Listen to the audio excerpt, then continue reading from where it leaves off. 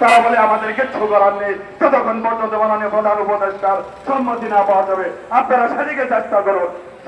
সম্মানিত ভাইয়ের আমার, আজকে আমরা ঐক্যবদ্ধ হবে সকল শিক্ষক সকল সংগঠনের পদ পদবীকে তুরন্ত করে ঐক্যের মঞ্চে এসে দাঁড়িয়েছে।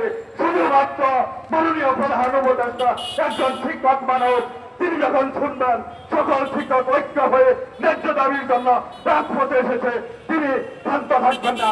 অচিরে আমাদের বিশ্বাস আজকের এই মঞ্চ থেকে যে আবেদন করা হয়েছে, আমি আরেকটি কথা বলবো না, আমি আবেদন বলবো 2 কোটিকার মধ্যে মাননীয় প্রধান উপদেষ্টার পক্ষ থেকে সচিব মহোদয়দের মাধ্যমে আমাদের কাছে একটি বার্তা উপস্থাপন করবেন।